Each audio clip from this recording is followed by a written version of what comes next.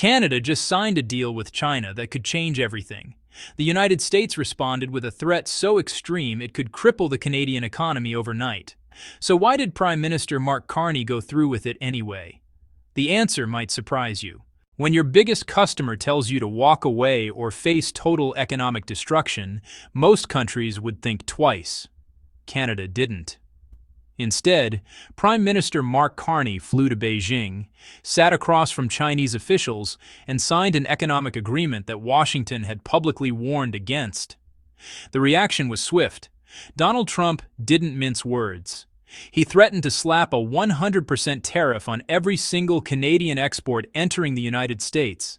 Not just cars, not just steel. Everything. Oil, lumber, beef, machinery, the entire flow of goods that keeps the Canadian economy running. This isn't a minor trade spat. We're talking about a relationship worth more than $1 trillion every year.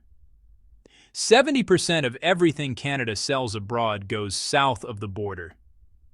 Threatening that pipeline is like threatening the country's economic lifeline. So what could possibly justify taking such a massive risk? The answer is both simple and complicated. Canada is making a bet. A big one. It's gambling that diversifying away from total dependence on the United States is worth the short-term pain. And it's betting that China, despite all the geopolitical tension, represents the best alternative path forward. But before we get into the grand strategy, let's talk about canola. Yes, canola. That golden crop you've probably never thought twice about. In Canada, it's a multi-billion-dollar industry. It supports tens of thousands of farming families across the prairies. It keeps rural towns alive. And for years, China was the single biggest buyer, importing roughly $4 billion worth annually. Then, everything fell apart. Diplomatic relations between Ottawa and Beijing soured. Arrests were made. Accusations flew. And China responded by hitting Canadian canola with crushing tariffs, some as high as 84%. Almost overnight, farmers lost access to their largest market. Silos filled up. Prices collapsed. Political negotiations dragged on for years with no resolution. Communities that had depended on steady export income were left scrambling. The new agreement changes that. Starting March 1st, 2026, those tariffs drop dramatically. They won't disappear entirely, but they'll fall to around 15%, with further reductions phased in over time. For prairie farmers, this is a lifeline. It's a chance to rebuild relationships, stabilize income, and plan for the future again. Mark Carney is framing this as proof that engagement with China can deliver real, tangible benefits. But nothing comes free. Every deal has a price. And in this case, the price is electric vehicles. Here's where things get controversial. In exchange for restored access to China's agricultural market, Canada agreed to allow up to 49,000 Chinese-made electric vehicles into the country each year at a dramatically reduced tariff of just 6.1%. That's down from the 100% rate Canada had previously imposed. To put that in perspective, the United States and Europe are moving in the opposite direction. They're raising tariffs on Chinese EVs, trying to keep them out. Canada is rolling out the welcome mat. Why? The official explanation is strategic. Ottawa isn't just handing over market access for nothing. The reduced tariff and the import quota are designed as bait. The message to Chinese automakers is clear. If you want long-term stable access to the North American market, you need to build here. Not just sell here, build here. The Canadian government is eyeing roughly $30 billion in potential investment.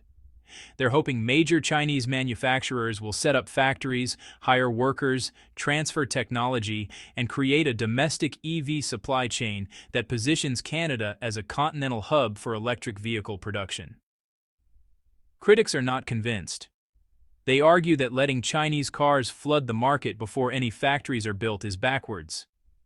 It gives foreign competitors a foothold without guaranteeing anything in return. It could undermine existing domestic manufacturers before the promised investments ever materialize. Whether this turns out to be visionary or reckless depends entirely on what happens next. And then there's the elephant in the room, or rather, the former president. Donald Trump didn't wait for the ink to dry before issuing his warning. He made it crystal clear: sign this deal, and Canada will face a 100% tariff on everything it exports to the United States. Not just vehicles, everything. He also framed Canada as a backdoor, a way for Chinese goods to sneak into the American market under the cover of North American trade agreements.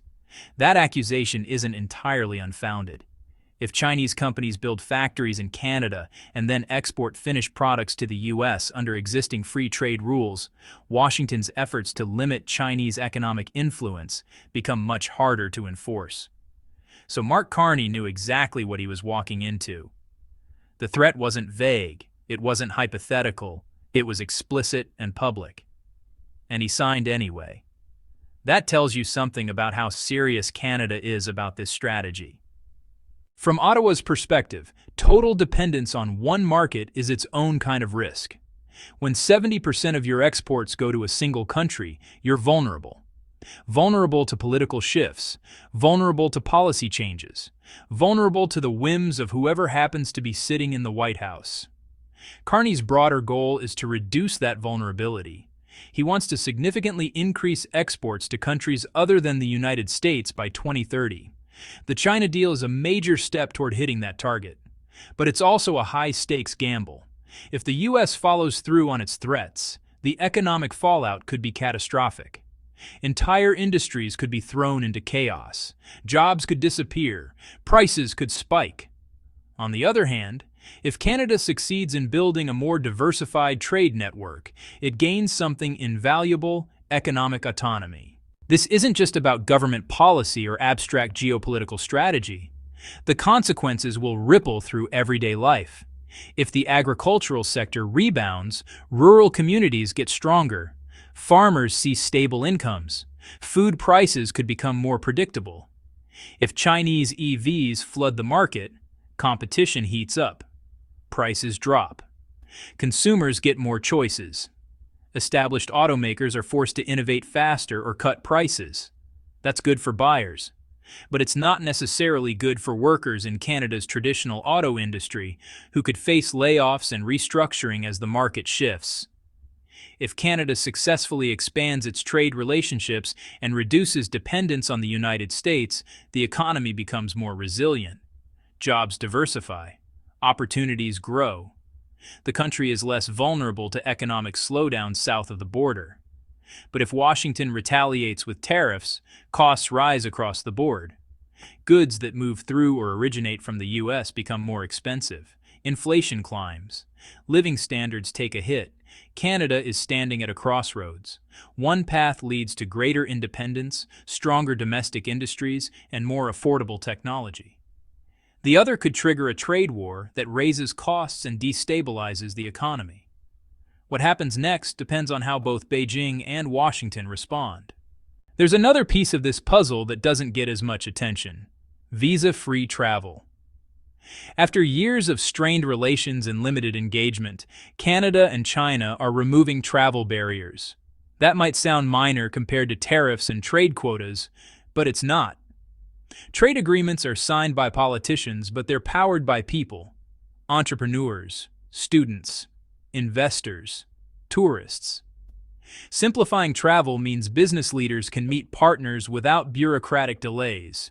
It means tourism revenue flows in both directions. It means academic and cultural exchanges can resume. For China, this is a soft power play. It's about rebuilding trust and deepening ties. For Canada, it's an opportunity that costs almost nothing but opens doors for its citizens and companies. All of this is happening under the shadow of a critical deadline: 2030. Canada has set an ambitious target: dramatically increase exports to markets outside the United States by that year. Achieving it would represent a historic transformation for an economy that has spent decades tightly integrated with its southern neighbor. The timeline also aligns with the current government's term.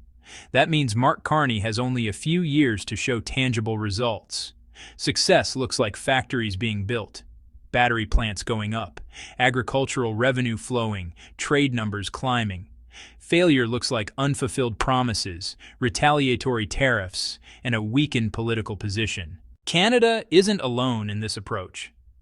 Mexico has been quietly expanding its economic engagement with China while remaining inside continental trade agreements.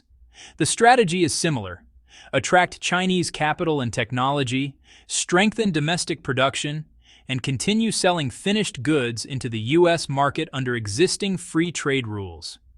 This complicates Washington's efforts to draw clear economic boundaries. If North American products increasingly incorporate Chinese components, investment, and innovation, isolating China becomes much harder. Canada also benefits from not being the only one doing this. It reduces the likelihood of being singled out for punishment. In the short run, the winners are obvious. Canadian farmers regain access to a massive market. Chinese automakers secure an entry point into North America. But over the medium term, uncertainty dominates. Lower car prices might come alongside job losses. Price stability in agriculture might coexist with volatility elsewhere. The decisive factor will be whether the promised investments actually happen.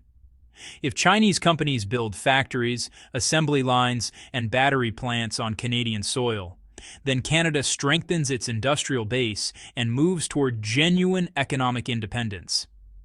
If not, if Canada just becomes a distribution hub for imported vehicles, then the balance of advantage shifts elsewhere. This agreement isn't an ending. It's the beginning of a much larger test. The real measure of success won't be what's written on paper. It'll be whether this translates into sustainable industry, secure employment, and genuine economic leverage. The outcome will shape Canada's position in the global economy and redefine its national identity for years to come. So here's the bottom line. Canada just made a choice. It chose to defy its closest ally, absorb the risk of retaliation, and bet its economic future on diversification. It's a bold move, maybe even a reckless one. But it's also a recognition of a hard truth. In a world where great powers compete for dominance, middle powers can't afford to put all their eggs in one basket. The question now is whether Canada's gamble pays off, or whether it just picked a fight it can't win. The world is watching. Canada just made a move that could either secure its future or destabilize its present. And depending on how this plays out, other countries might follow suit or learn a very expensive lesson. If you found this breakdown valuable, hit that like button and subscribe. We're tracking this story as it develops, and trust me, the next chapter is going to be intense. Thanks for watching, and I'll see you in the next one.